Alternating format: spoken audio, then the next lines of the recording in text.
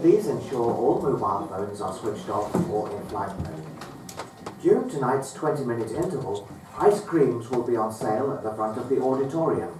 Coffee and other drinks will be available in the Red Lion. Should the fire alarm sound, please evacuate the building calmly and assemble in the yard outside. Fire exits are situated to your left in the auditorium and next to the toilets in the theatre lobby. Thank you.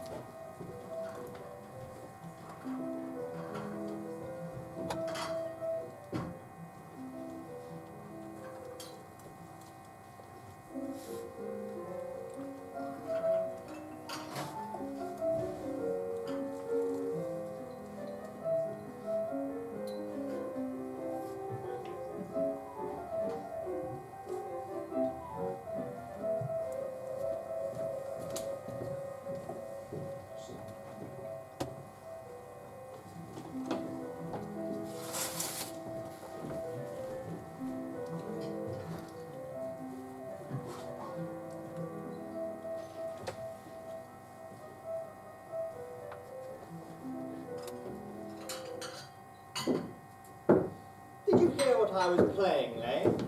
No, sir. I didn't think it polite to listen. I'm sorry for that, for your sake. I don't play accurately. Anyone can play accurately. But I play with wonderful expression. As far as the piano is concerned, sentiment is my forte. I keep science for life. Yes, sir. And speaking of the science of life, I've got the cucumber sandwiches cut for Lady Black. Yes, sir. Oh, by the way, I seem to recall that last Thursday, when Lord Shoreham and Mr. Worthing were dining with me, 8 bottles of champagne are entered as having been consumed. Yes, sir. 8 bottles and a pint. Why is it that in a bachelor's establishment, the servants invariably drink the champagne? I ask merely for information. I put it down to the exceptional quality of the wine, sir. I've often observed that in married households, the champagne is rarely of first-rate brand. But heavens, is marriage so demoralising as that? I believe it to be a very pleasant state, sir. I've had very little experience of it myself up to the present. I've only been married once. That was in circumstance of a misunderstanding between myself and a young person. I don't know that I'm much interested in your family life, Lane. No, sir. It's not a very interesting subject. I try not to think of it myself. Very natural, I'm sure. That would do, Lane. Thank you. Thank you, sir.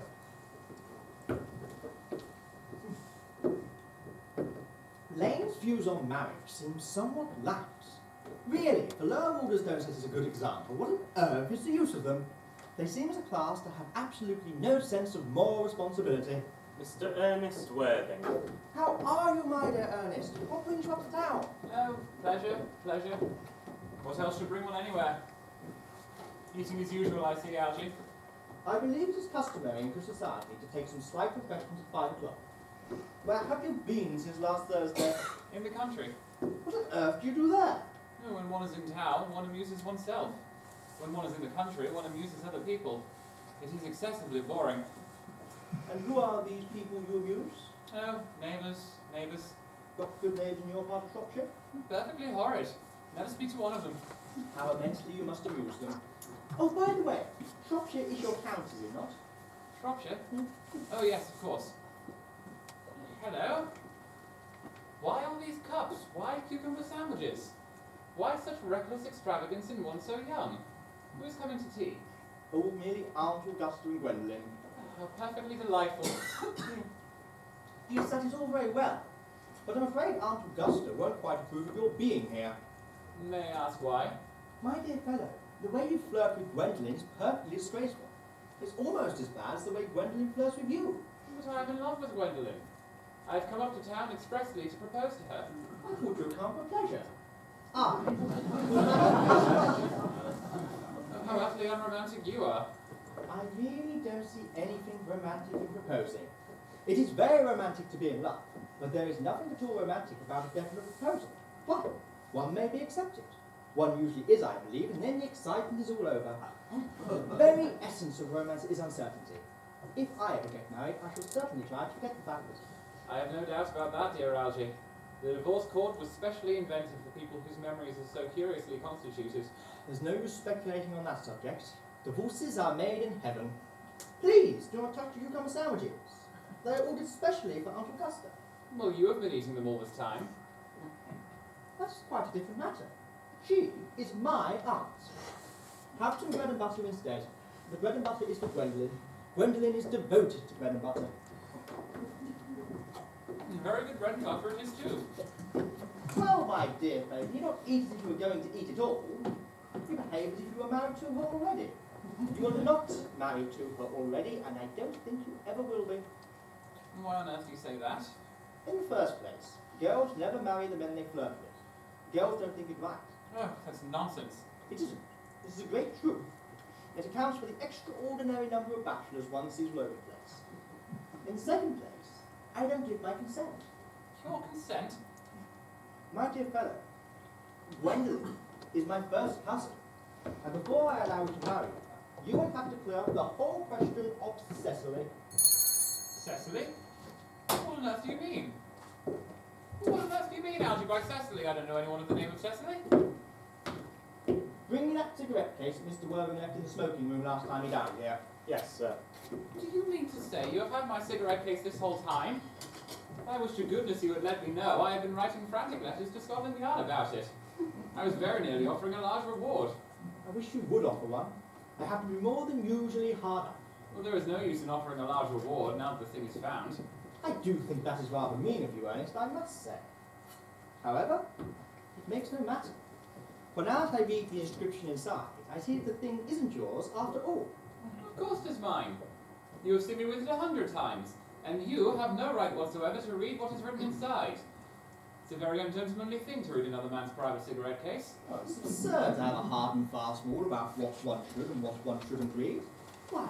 More half of modern culture depends on what one shouldn't read.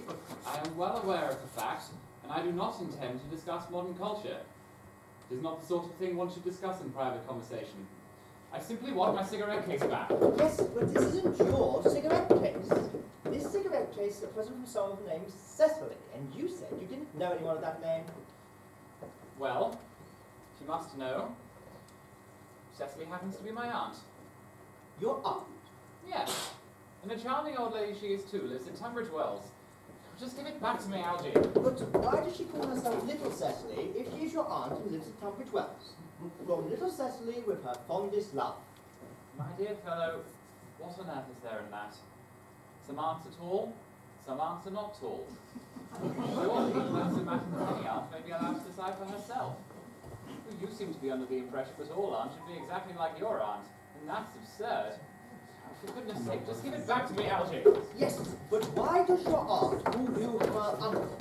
There is, I admit, no objection to an aunt being a small aunt. But why an aunt, no matter what her size may be, should call her own nephew her uncle, I can't quite make out. From little Cecily of her fondest love to her dear Uncle Jack. Your name isn't Jack at all. It is Ernest. No, it isn't Ernest. It's Jack. You always told me it was Ernest. I've introduced you to everyone as Ernest. You asked the name Ernest. You look as if your name was Ernest. You are the most earnest-looking person I ever saw in my life. It is perfectly absurd your saying your name isn't Ernest. It's on your cards. Here is one of them. Mr. Ernest Worthing, B4 the Albany.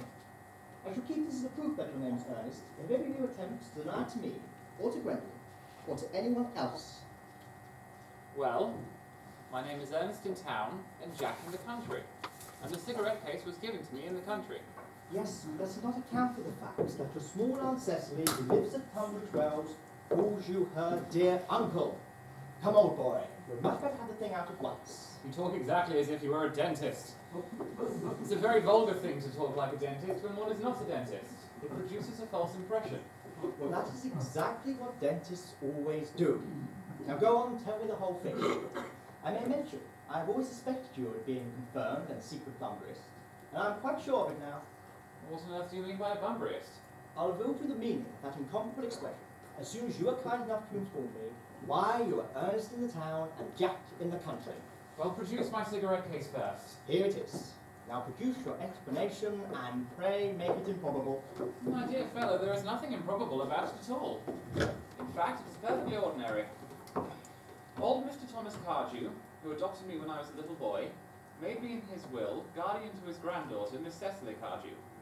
Cecily, who addresses me as her uncle from motives of respect that you could not possibly appreciate, lives at my place in the country under the charge of her admirable governess, Miss Prism.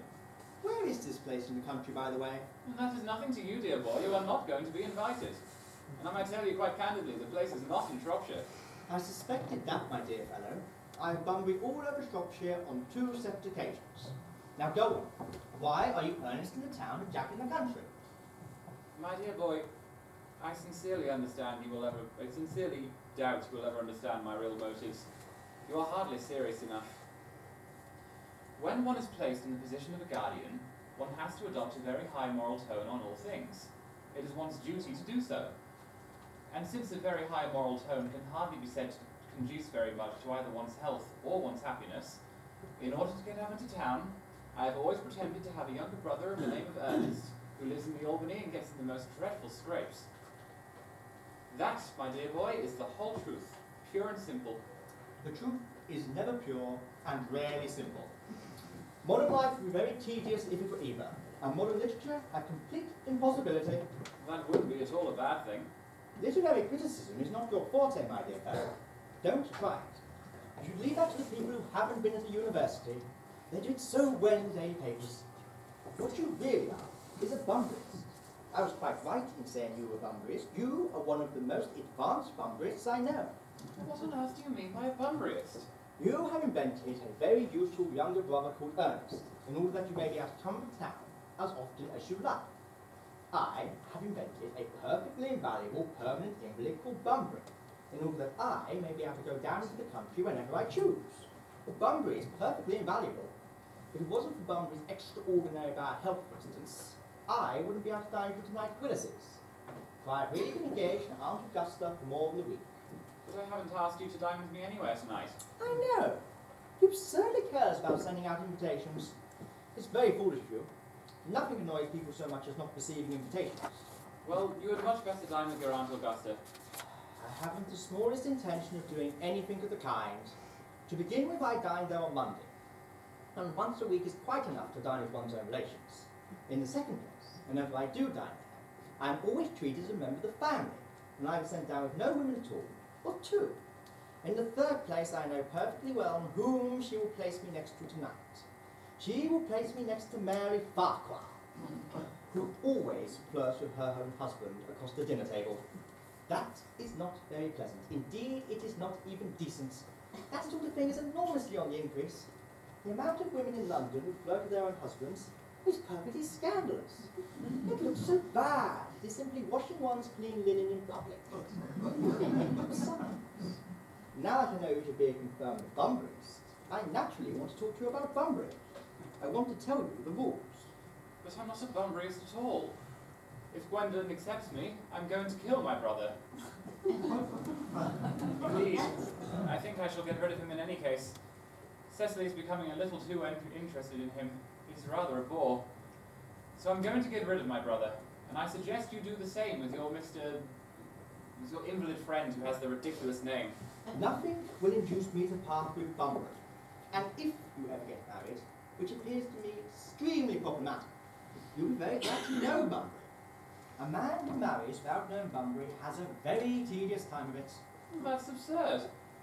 If I ever should marry Gwendolyn, and she is the only girl in my life whom I ever would marry, I certainly wouldn't want to know Bunbury. Then your wife will.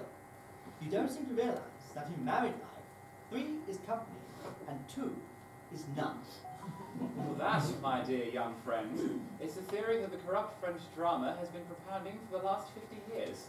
Yes, and that the happy English home was proved in half the time. For heaven's sake, don't try to be cynical. It's perfectly easy to be cynical nowadays. My dear fellow, it isn't easy to be anything nowadays. There's such a lot of beastly competition about.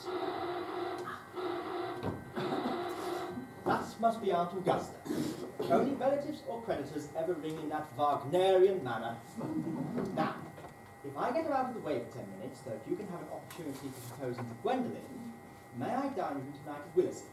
I suppose so, if you really want to. Yes, but you must be serious about it. I hate people who aren't serious about meals. It's so shallow of them.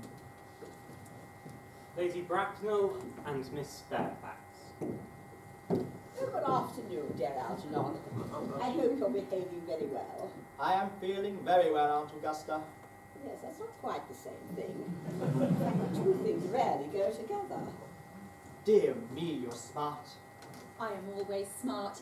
Am I not, Mr. Worthing? You are quite perfect, Miss Fairfax. Oh, I hope I am not that. We leave no room for developments, and I intend to develop in many directions. I'm sorry if we're a little late, Algernon. I was obliged to call on dear Lady Harbury. I haven't been there since her poor husband's death. I never saw a woman so altered. She looks quite 20 years younger. And now I'll have a cup of tea and one of those nice cucumber sandwiches you promised me. Certainly, Aunt Augusta. Won't you come and sit here, Gwendolen? Thanks, Mamma. I'm quite comfortable where I am. Good heavens! Lane? Why are there no cucumber sandwiches? I ordered them specially. There were no cucumbers at the market this morning, sir. I went down twice. No cucumbers? No, sir. Not even for ready money. That will do, Lane. Thank you. Thank you, sir. I am greatly distressed, Aunt Augusta, about there being no cucumbers. Well, not even for ready money. Oh, it really makes no matter, Algernon. I had some crumpets with Lady Harbury, who seems to me to be living entirely for pleasure now. I hear her hair has turned quite gold from grief. Well, it certainly has changed its colour, for what cause I, of course, cannot say. Oh, thank you. Now, I've quite a treat for you tonight, Algernon. I'm going to send you down with Mary Farquhar. She's such a nice woman, and so attentive to her husband. It's delightful to see them. I'm afraid, Aunt Augusta, I shall have to give up the pleasure of dining with you tonight after all. I hope not, Algernon. It will put my table completely out. Your uncle will have to dine upstairs. Fortunately, he is accustomed to that. It is a great ball, and I need hardly say a terrible disappointment. But the truth is, I have just had a telegram to tell me that my poor friend Bunbury is very ill again. They seem to think that I should be with him. It's very strange. This Mr. Bunbury seems to suffer from curiously bad health. Yes, Bunbury is a dreadful invalid. Well, I must say, Algernon, I think it's high time Mr. Bunbury made up his mind whether he was going to live or die. This shilly-shallying with the question is absurd. Nor do I at all approve of the modern sympathy with invalids. I consider it morbid. Ill health of any kind is not something that should be encouraged in others. Health is the primary duty of life. I'll always tell you that to your poor uncle, but he never seems to take any notice, as far as any improvement in his ailment goes. Now, I would be much obliged if you would ask Mr. Bunbury from me to be kind enough not to have a relapse on Saturday, for I rely on you to arrange my music for me. It's my last reception, and one wants something to encourage conversation, particularly at the end of the season, when everyone has said practically anything they had to say, which in most cases was probably not much. I'll speak to Bunbury, Aunt Augusta, if he is still conscious, and I think I can promise you he'll be all right by Saturday. Of course, the music is a great difficulty. You see, if one plays good music, then people don't listen, and if one plays bad music, people don't talk. But I'll run over the programme I've drawn out, if you will kindly come into the next room for a moment. Thank you, Algernon. That's very thoughtful of you. I'm sure the programme will be delightful, after a few expurgations. Now, French songs I cannot possibly allow. People always seem to be very proper, and either look shocked, which is vulgar, or laugh, which is worse. But German seems to be a thoroughly respectable language, and indeed I believe is so, Gwendolen, you will accompany me. Certainly, Mamma.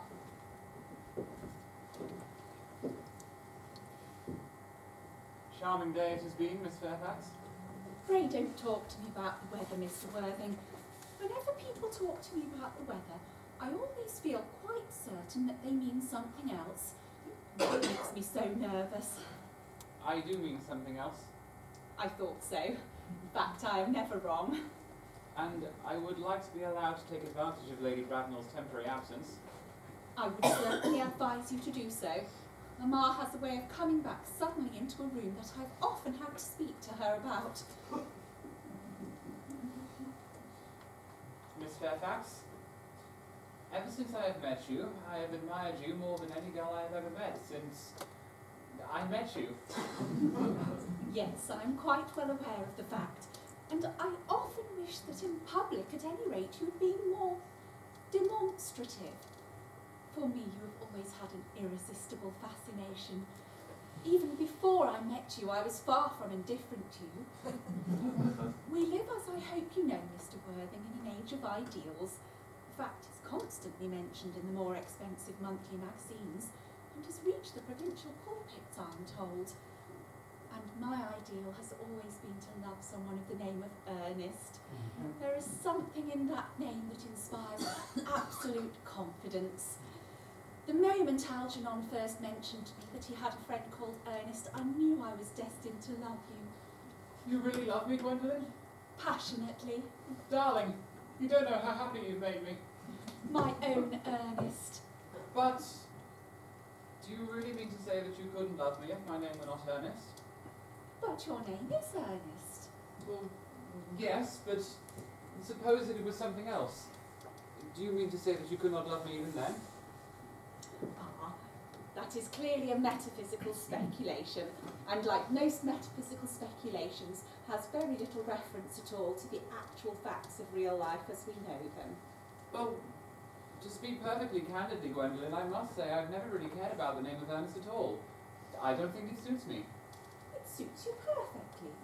It is a divine name. It has music of its own.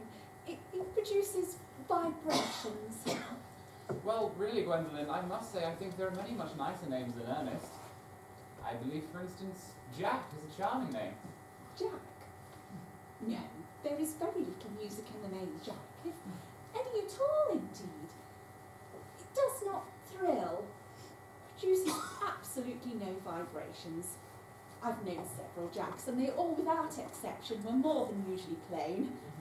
Besides, Jack is a notorious domesticity for John, and I pity any woman who is married to a man called John. She would probably never be allowed to know the entrancing pleasure of a single moment's solitude. The only really safe name is Earnest. Then, Gwendolen, I must get christened at once. I mean, we must get married at once. There is no time to be lost. Married, Mr. Worthing? Surely. You know that I love you, and you led me to believe, Miss Fairfax, that you were not entirely indifferent to me. I adore you, but you haven't proposed to me yet. Nothing has been said at all about marriage. The subject has not even been touched on. Well, may I propose to you now? I think it would be an admirable opportunity.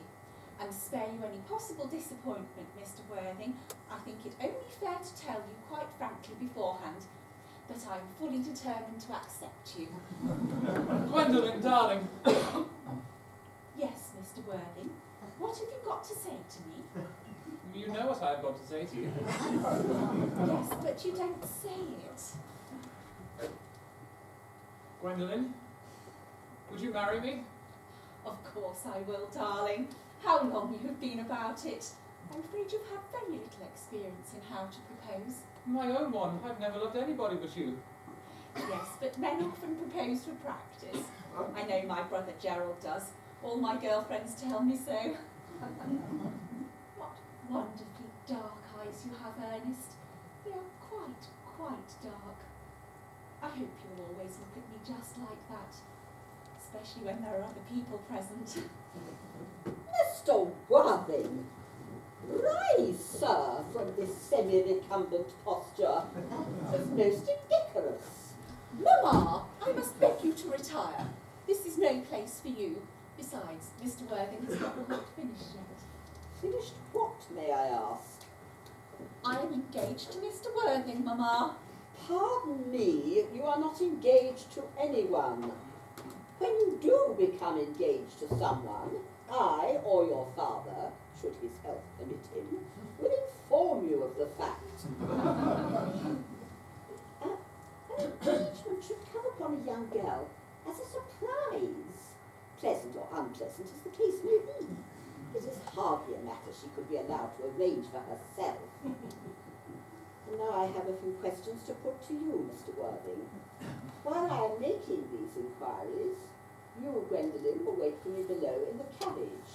Mamma! In the carriage, Gwendolen.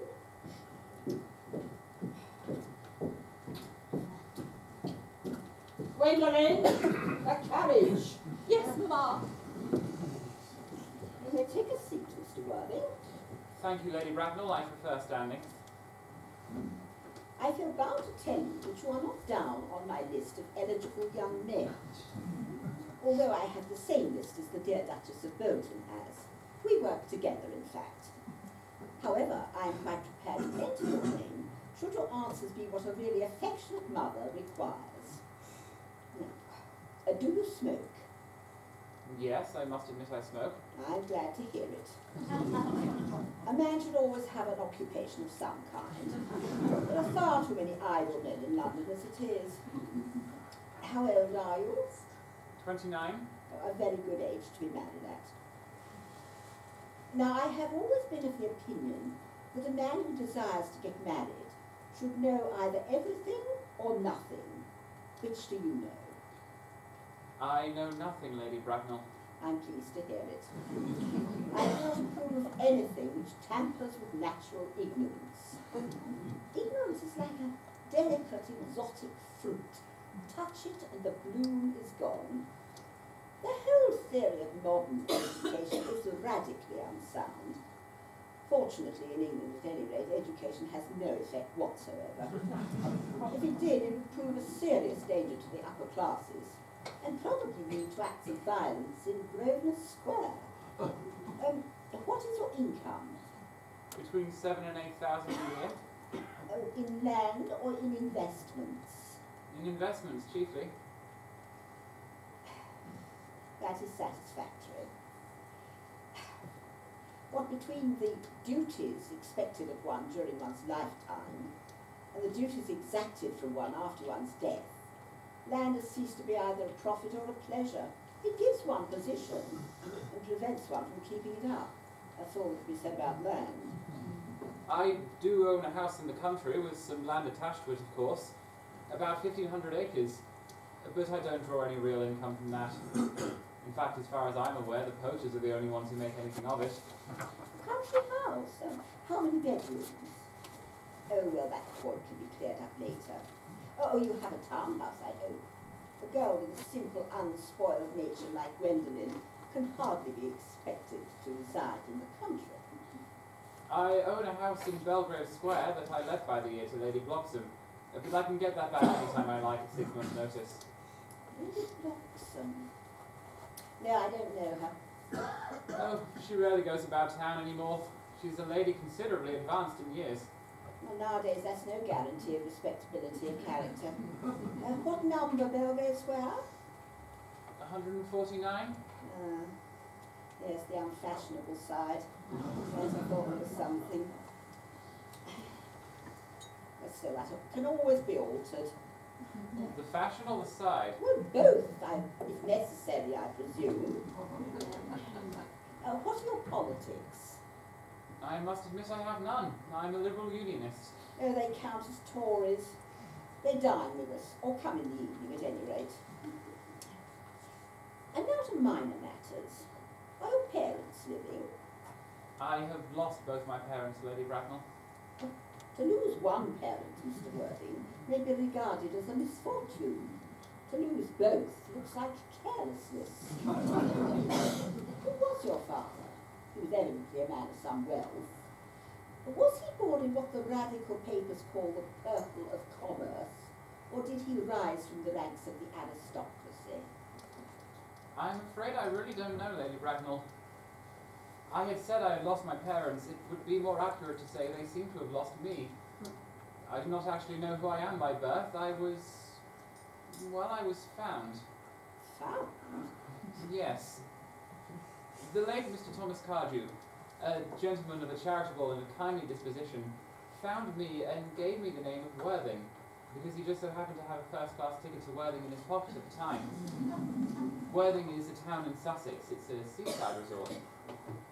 And where did this charitable gentleman who had the first-class ticket to this seaside resort find you?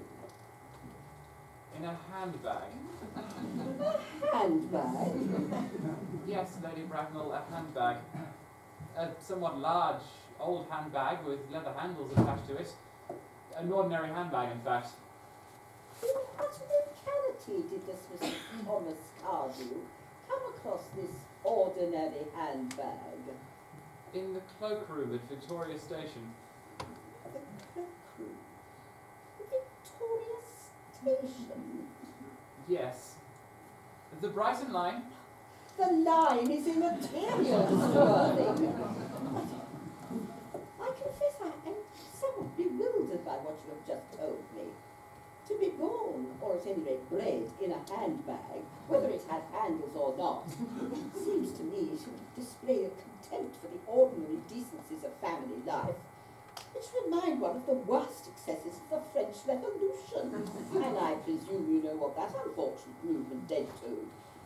As for the particular locality in which the handbag was found, the cloakroom of a railway station might serve to conceal a social indiscretion, has probably indeed been used for that purpose before now, but it can hardly be regarded as an assured basis for a recognised position in good society. Well, then may I ask what you would advise me to do, Lady Bracknell? I need hardly say I would do anything to ensure Gwendolyn's happiness.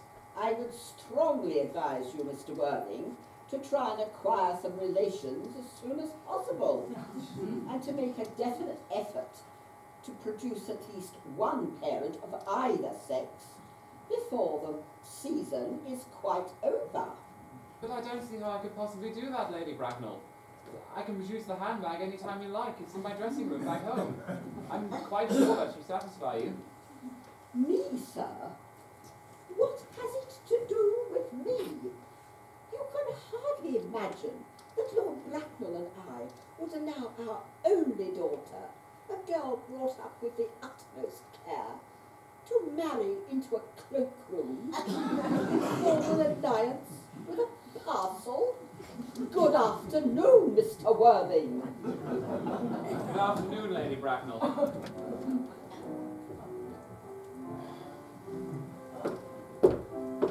For heaven's sake, don't play that ghastly tune, Algy. How idiotic you are. Didn't it go off all right, old boy? You don't mean to say Gwendolyn refused you? I know it is a way she has. She's always refusing people. I think it most ill-natured of her. Well, Gwendolyn is as right as a trivet. As far as she is concerned, we are already engaged. Her mother is perfectly unbearable. I've never met such a gorgon. I don't know what a gorgon looks like, but I'm quite sure that she is one. At any rate, she is a monster without being a myth, which is rather unfair. I do beg your pardon, Algy. I suppose I shouldn't talk to you that way about your own relatives. My dear boy, I love hearing my relations abused. It's the only thing that makes me put up with them at all. Relations are simply a tedious pack of people who have the remotest knowledge how to live, nor the smallest instinct when to die.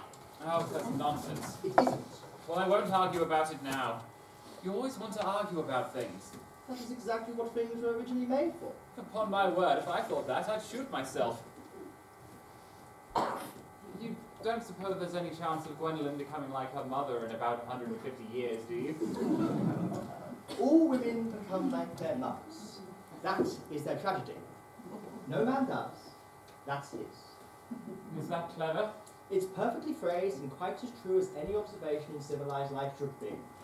I'm sick to death of cleverness. Everybody's clever nowadays. You can't go anywhere without meeting clever people. I wish to goodness we had a few fools left. We have. I should very much like to meet them. What do they talk about? The fool. Oh, about the clever people, of course. What fools? By the way, have you told Gwendolyn the truth yet about your being Ernest in the town and Jack in the country? My dear fellow, the truth is not quite the sort of thing one tells a nice, sweet, refined girl like Gwendolyn. What extraordinary ideas you have about the way to behave to a woman. The only way to behave to a woman is to make love to her if she is pretty and to someone else if she is plain. Oh, that's nonsense. What about your lover? What about the profligate Ernest? Oh, by the end of the week I shall have got rid of him. I'll say he died in Paris of apoplexy. Lots of people die suddenly of apoplexy, do they not? Yes, my dear fellow, but it is hereditary. It's the sort of thing that runs in families. You had much better say a severe chill. And you're sure a severe chill isn't hereditary or anything of the kind? Well, of course it isn't. Very well. My poor brother Ernest is carried off suddenly in Paris by a severe chill, and that gets rid of him. Yes, but didn't you say that Miss Cardew was a little too much interested in your poor brother Ernest? Won't she feel his loss a good deal? Oh, that's all right. Cecily's not some silly romantic girl, I am pleased to say. She has a capital appetite, goes long walks, and pays no attention to her lessons. I would rather like to see Cecily. And I shall take very good care, you never do. She is excessively pretty, and she has only just turned 18. Have you told Gwendolyn yet that you have an excessively pretty ward who is only just 18? Oh, one doesn't blurt these things out to people. Cecily and Gwendolyn are perfectly certain to be extremely good friends. I bet you anything you like, half an hour after they have met, they will be calling each other sister. Women only do that when they have called each other a lot of other things first. Now, my dear fellow, if you want to go to the table at Willis's, we really must go and dress. You know it is nearly 7. Oh, it is always nearly 7. I'm hungry. I never knew you when you weren't. What shall we do after dinner? Go to the theatre? No, I loathe listening. Let us go to the club. No, I hate talking. Well, perhaps we'll trot round to the Empire at 10. No, I detest looking at things. It's so silly. Well, what shall we do? Nothing. It is awfully hard work to do nothing. However, I don't mind hard work when there is no definite object of any kind. Miss Fairfax. Gwendolyn! Upon my word! Algy, kindly turn me back. Something very particular to say to Mr. Worthing. Really, Gwendolyn, I don't think I can allow this at all. Algy, you always adopt a strictly immoral attitude towards life. You are not quite old enough to do that. Gwendolyn, darling. Ernest, I fear we may never be married. From the expression on Mamma's face, I think she never shall. Few parents nowadays pay any regard to what their children say to them. The old-fashioned respect for the young is fast dying out. Whatever influence I ever had over Mamma, I lost at the age of 3. But although she may prevent us from becoming man and wife, and I may marry someone else, and marry often, nothing she can possibly do can alter my eternal devotion to you. My own one. The story of your romantic origin as related to me by Mamma, with unpleasing comments, has naturally stirred the deeper fibres of my nature. Your Christian name has an irresistible fascination. The simplicity of your character makes you exquisitely incomprehensible to me. Your town address at the Albany I have. What is your address in the country? The Manor House, Walton, Hertfordshire. There is a good postal service, I suppose. May be necessary to do something desperate. That, of course, will require serious consideration. I will communicate with you daily. Gwendolyn, darling. How long do you remain in town? Until Monday. Good. Algy, you may turn round now. Thanks, I've turned round already. You may also ring the bell. You will let me see to your carriage, my own one. Certainly. I will show Miss Fairfax out. Yes, sir.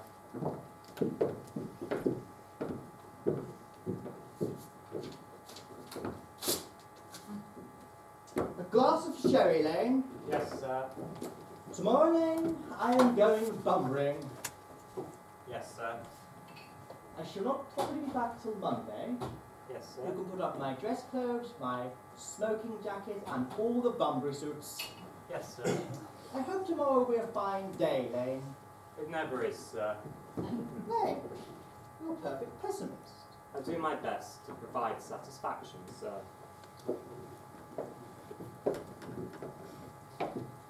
Ah, and there she's a sensible, intellectual young girl.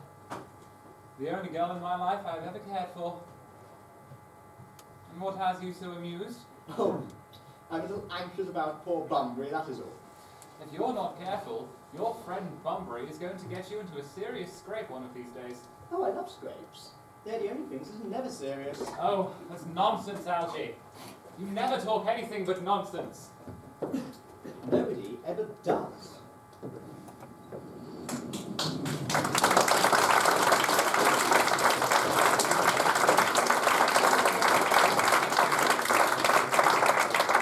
Ladies and gentlemen, we now have a 15-minute interval.